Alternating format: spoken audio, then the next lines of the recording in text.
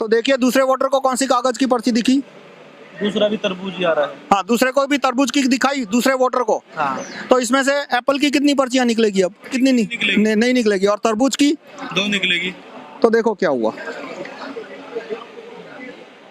तरबूज की कितनी है?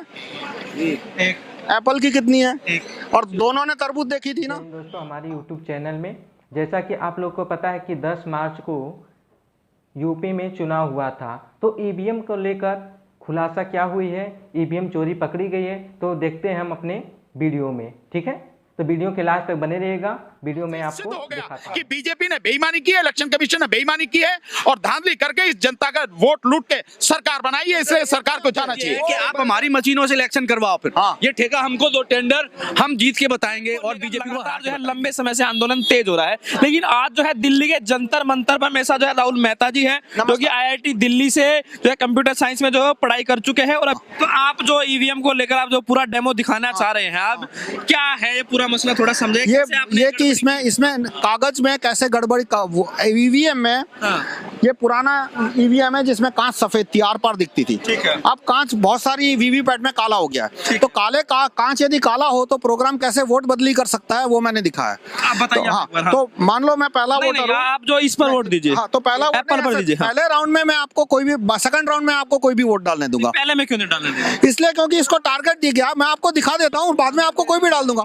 अब आप तरबूज को वोट दीजिए, पहला वोट एप्पल का, केले को दीजिए पहला वोट। नहीं, जब आप कह रहे हैं गड़बड़ी होगी, जब वो जो ईवीएम आप तो कोई भी डाल सकता है। इसमें टारगेट दिया गया कि एप्पल को वोट देना है, तो एप्पल के वोट तो चोरी करने ही नहीं वाला ना। आपको मुझे चोरी कैसे होती है वो दिखानी है। फूल के वोट चोरी नहीं करना है, नहीं वो इसको सिस्टम बनाया। हाँ, तो इसमें केले के वोट चोरी करने हैं, तरबूज के वोट चोरी करने हैं। तो आप केला तरबूज दबाओगे तो ही पता चलेगा कि वोट चोरी कैसे संभव है।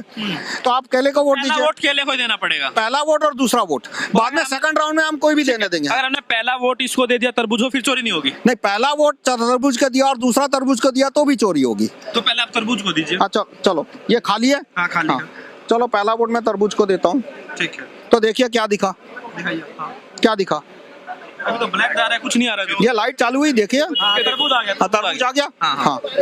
तो पहले वोटर को तरबूज छपा हुआ दिखा। ठीक है। हाँ, ठीक है। हाँ। अब मान लो दूसरा वोटर आता है, वो भी तरबूज को वोट देता है। तो देखिए दूसरे वोटर को कौन सी कागज की पर्ची दिखी?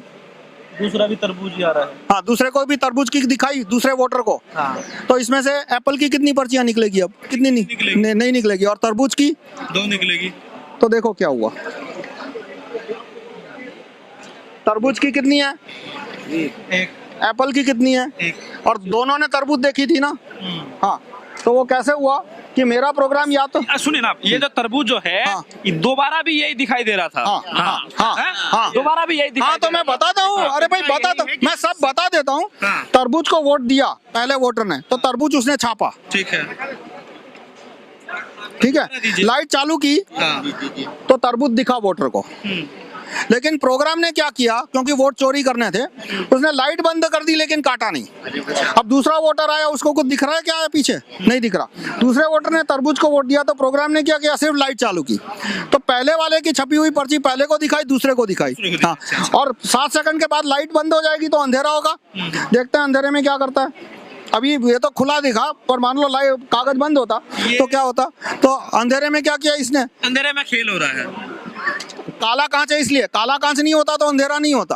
कांच काला है वीवीपैट का, इसलिए अंदर अंधेरा है। यदि कांच काला नहीं होता तो अंदर लाइट होती, तो ये खेल होना संभव नहीं होता। तो सर आप लोग ने, आपने जो ये पूरा सॉफ्टवेयर बनाया है, जो भी आपने किया, क्योंकि आप खुद एक जो सॉफ्टवेयर इंजीनियर है, तो आपने ये किया, तो आप ये कैसे कह सकते हैं भाई जो सरकार कर रही है, जो सरकारी जो वोट डल रहा है, उसमें भी गड़बड़ हो सकता है, उसने ठीक बनाया, उसमें संभावना ना हो, जैसा कि वो कह रही है इसमें हो सकता है मेरा प्रोग्राम डाला हो सकता है ना डाला हो। नहीं सुनिए, ये क्यों इस्तेमाल करने की बात करते हैं? अगर उनको गड़बड़ी नहीं करना है तो ज्यादा से ज्यादा आवाम चाहती है कि बैलेट पेपर से इलेक्शन हो, तो ईवीएम के पीछे क्यों पड़ी है? ये सच की बात है कि उसमें गड़बड़ी है या नहीं, वो तो मैं उसको खोले बिना नहीं बोल सकता हूँ ना। मान लो मैं इसके अंदर मेरा बटुआ रखता हूँ और आपको बोलता हूँ कि ये खोले बिना बताओ इसमें कितने 100 के नोट है, आप बता सकते हैं? हाँ, तो इसी तरह से यदि इसमें उनके जो वीवीपैट में, मैंने तो आपको दिखाना था इसलिए बता दिया, उनका भी जो ईवीएम और वीवीपैट मशीन यूज हो रही है, अगर वो आपको दी जाए तो आप उसमें कर सकते हैं? हाँ,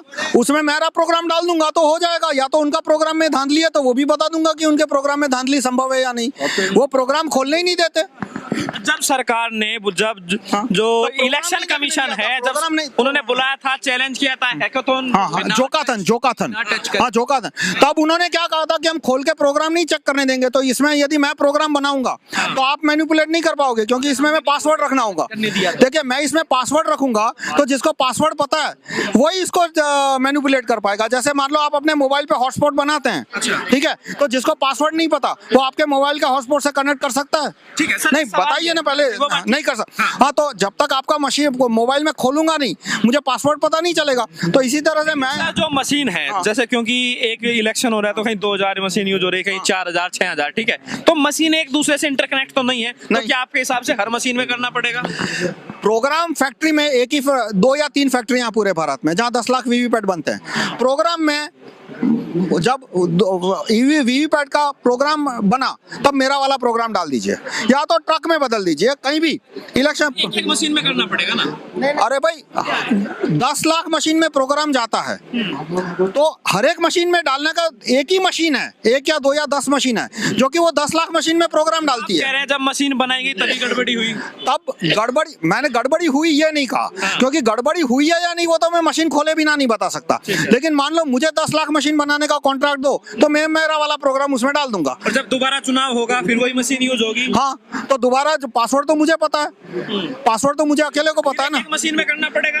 नहीं, क्योंकि नहीं, इसमें प्रोग्राम को पता कैसे चलता है कि गड़बड़ करनी है या ईमानदारी से काम करना पड़ता है कि मान लो 30 अप्रैल को इलेक्शन है तो 15 अप्रैल को कैंडिडेट लिस्ट डिक्लेयर करता है जिसमें उम्मीदवार का नाम, उसका क्रमांक और उसका चिन्ह होता है। तो फिर बेल का एक टेक्नीशियन है, ये प्रोसेस इलेक्शन कमीशन ने कोई वीडियो कहीं नहीं रखा।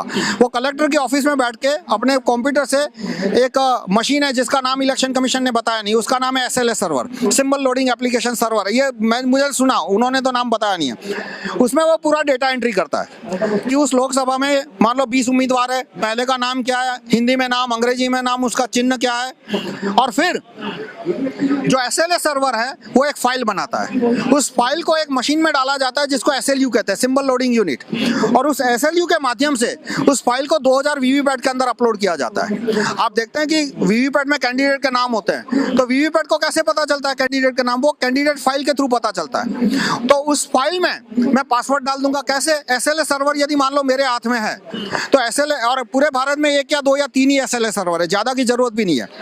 तो SLS सर्वर में मैंने पासवर्ड डाल दिया, यानी ये मशीन क्या करेगा कि यदि पासवर्ड नहीं है कैंडिडेट फाइल में तो ईमानदारी से काम करेगा, यानी टेस्टिंग के टाइम पकड़ा नहीं जाएगा। और कैंडिडेट फाइल में पासवर्ड आया तो पासवर्ड के साथ 4 चीजें और होगी। क्या? कि चुनाव है 30 अप्रैल को 8 बजे, किस कैंडिडेट को एक्स्ट्रा वोट देने हैं और कितने %। तो 30 अप्रैल 8 बजे तक ये ईमानदारी से काम करेगा। तो कलेक्टर के ऑफिस में इसकी जितनी भी टेस्टिंग होगी, हर जगह केले की जगह केला आएगा, एप्पल की जगह एप्पल आएगा। और इसको ये भी पता है कि 30 अप्रैल को 8 बजे पहला राउंड है वो मॉक पोल है, तो मॉक पोल में भी ईमानदारी से काम करेगा। और 30 अप्रैल सुबह 8 बजे के बाद मॉक पोल के बाद दूसरे राउंड में 50 वोट के बाद वोट बदली शुरू करेगा। तो मशीन को टाइम कैसे पता चलता है कि ईवीएम जब आप स्टार्ट करते हैं तो सबसे पहले चीज क्या आती है?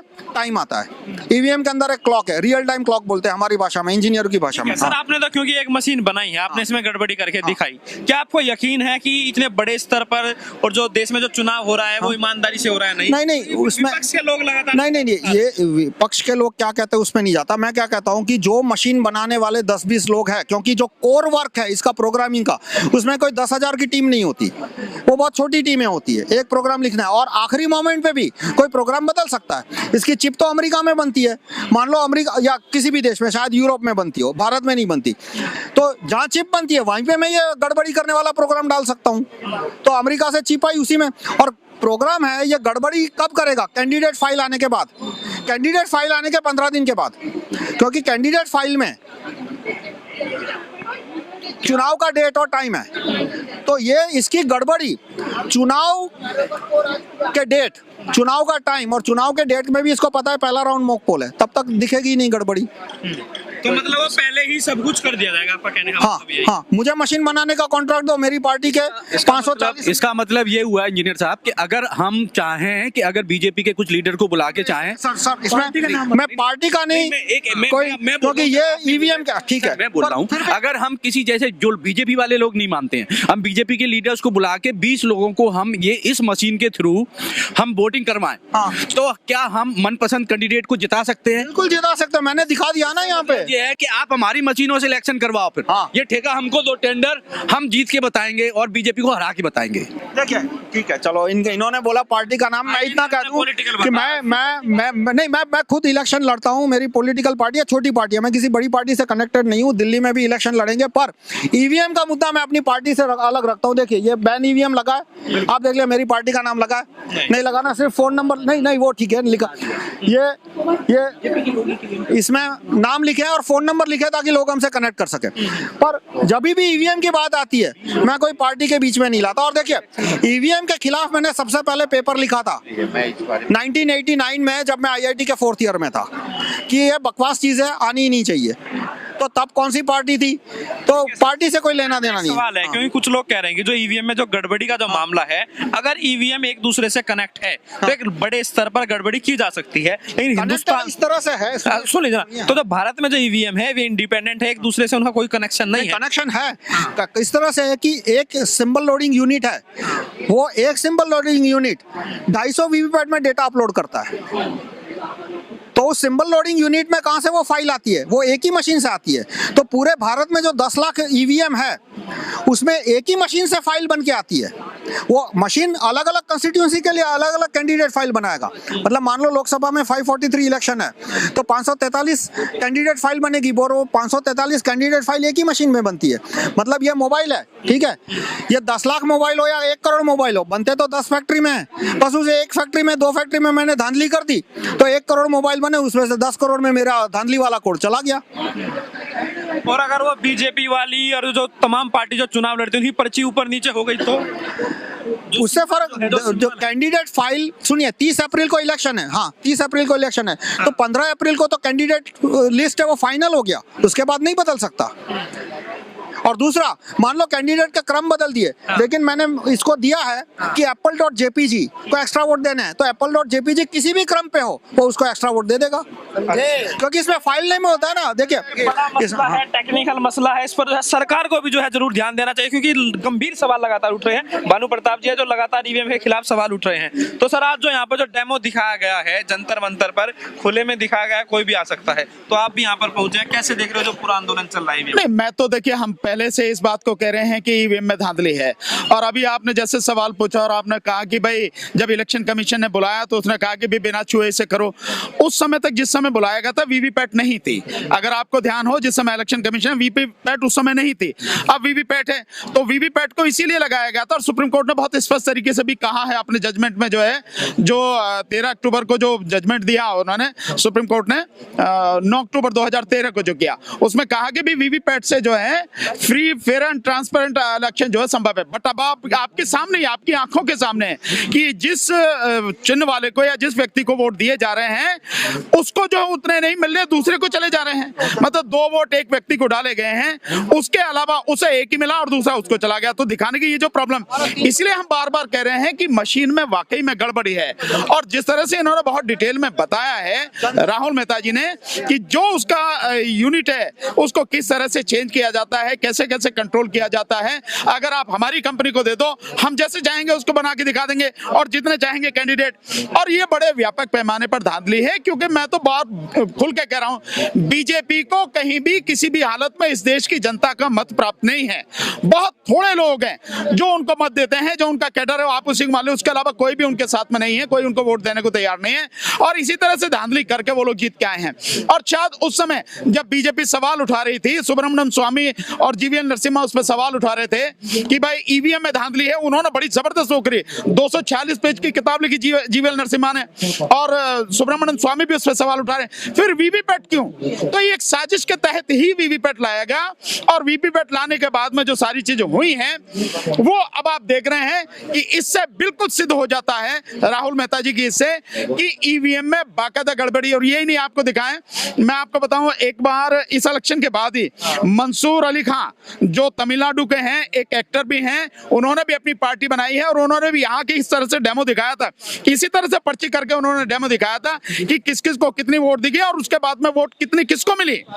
ये सारी की सारी चीजें हैं, गड़बड़ी है लगातार, और ये बेईमानी जो कर रही है लगातार बीजेपी धांधली इसमें कर रही है।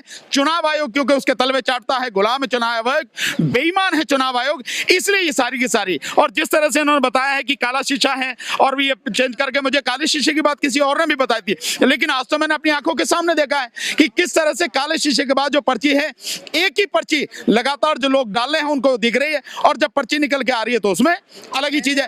एक चीज इसकी एक चीज और मैं आपको बताना चाहूंगा, देखिए एक चीज और इससे ये बात सिद्ध और होती है कि अभी तक 1 जून को घोषणा की थी चुनाव आयोग ने कि हम जल्दी से जल्दी जो है, जो 2019 का जो डाटा है इलेक्शन का, हम वो सामने रिलीज करेंगे लोकसभा का। लेकिन 1 जून के बाद में इस समय आज 29 दिसंबर हो गई है, अभी तक कोई डाटा रिलीज नहीं किया कि जो 2019 का जो इलेक्शन था उसमें कितनी वोट पड़ी, कहां से कैसे हुआ, कितनी मिली, क्या फाइनल डाटा था, कितनी परसेंटेज थी, नहीं, कुछ नहीं। इसके अलावा आप देखें तो कुंट ने वो डाली ही थी आरटीआई, और उस आरटीआई में कुंट ने कहा था कि जो वीवीपैट का डाटा है कम से कम वो तो दे दो आप। अभी तक वीवीपैट का डाटा नहीं दिया, बल्कि इलेक्शन कमीशन ने यह कहा हमारे पास वीवीपैट का डाटा नहीं है, क्योंकि अगर वीवीपैट का डाटा आ जाएगा तो जो इन्होंने करके दिखाया वही धांधली, वहां पे पता लग जाएगी कि बेईमानी हुई है और उनकी सारी पोल खुल जाएगी। इसलिए वीवीपैट का डाटा वो नहीं सप्लाई कर रहे हैं, इसलिए इलेक्शन कमीशन लगातार बच रहा है। सर मेरा एक सवाल है, क्योंकि इससे पहले सौरभ भारद्वाज जो आम आदमी पार्टी के विधायक है, उन्होंने विधानसभा में एक डेमो दिखाया था, तो आप आज यहाँ पर दिखा रहे हैं, उन्होंने विधानसभा में इसीलिए दिखाया ताकि उस पर कोई कार्रवाई ना हो, तो आपको क्या इस तरह कोई डर नहीं है? नहीं कोई नहीं, क्योंकि ये नहीं अफवाह फैला रहे हैं। नहीं, अफवाह नहीं है, ये तो मैंने करके दिखाया है, ठीक है, जो सच है वो तो वो दिखाया है। और बाकी मैं किसी पार्टी का नाम नहीं लिया, मैंने किसी एजेंसी का नाम नहीं लिया, मैंने तो आपको दिखाया कि भाई 2 तरबूज का दिया आपके सामने और पर्चियां 1 तरबूज 1 एप्पल निकली, तो जो मैंने किया है वो दिखाया है, और बाकी यदि जो होगा देखा जाएगा। आप लोग क्या रास्ता आपको सूझ रहा है? भाई मैं भारत के करोड़ों लोगों से विनती करता हूं, करने वाले हैं, ज्यादा से ज्यादा डेमो दिखाएंगे कि आप इलेक्शन कमीशन को और इनको ये पर्चियां भेजो कि पोस्ट कार्ड भेजो कि कैंसिल ईवीएम, और फिर उससे बाद में और आगे आंदोलन होंगे। और मेरा मानना है कि जितने ज्यादा लोग ये पर्चियां देखेंगे उतना उनको कन्विंस करना आसान होगा कि धांधली संभव है, और ईवीएम के सपोर्टर की संख्या भी कम होती जाएगी। इस आंदोलन को आगे ले नहीं, बिल्कुल, ये तो हमारे आंदोलन, हमारे लिए तो इससे बढ़िया और कौन सी बात है कि जिस बात को हम उठा रहे हैं लगातार, जिस सवाल को हम जनता के सामने लगातार लड़ रहे, दिखा रहे हैं, आंदोलन कर रहे हैं, आज राहुल मेहता साहब ने वो सिद्ध करके दिखा दिया। हम तो केवल ईवीएम की बात कर रहे हैं, तो वीवीपैट में भी गड़बड़ी किस तरह से की जा रही है और किस तरह से धांधली करके बीजेपी जीत के आई है, और लोगों को जो मत उसे प्राप्त नहीं है, लोगों का वोट लूट के बीजेपी जीत के आई है, हम उसके लिए लगातार आंदोलन कर रहे हैं। और इस बात से सिद्ध हो गया कि बीजेपी ने बेईमानी की है, इलेक्शन कमीशन ने बेईमानी की है और धांधली करके इस जनता का वोट लूट के सरकार बनाई है, इसलिए सरकार को जाना चाहिए। मैं 2014 की बात नहीं कर रहा, मैं 2019 की बात कर रहा हूं। नहीं, मैं 2019 की बात कर रहा हूं, मैं 2014 की बात ही नहीं कर रहा, मैं 2014 की बात नहीं कर रहा, नहीं, मैं तो कर रहा हूं कभी धांधली शुरू हुई, मैं तो 2019 के बाद से जितने सबूत है वो लोगों के सामने रख रहा हूं, और वो बिल्कुल स्पष्ट करते हैं कि इस ईवीएम में और वीवीपैट में धांधली है। वीवीपैट आज आपने देख ली है, ईवीएम हम ऑलरेडी बता चुके हैं। इलेक्शन कमीशन को डाटा देने को तैयार नहीं, किसी भी तरह का डाटा देने को तैयार नहीं है, तो इलेक्शन कमीशन शामिल है, बेईमान है, पूरा सिस्टम गड़बड़ है। तो हम कह रहे हैं इसीलिए बैलेट पेपर से कराया जाए। बीजेपी को अगर 60% वोट मिला है, क्या दिक्कत है उसको? मैं दिखाया ना 56 इंच का सीना दिखाया ना सारे, उसको खत्म करके वीवीपैट से उसे चुनाव करवाएं।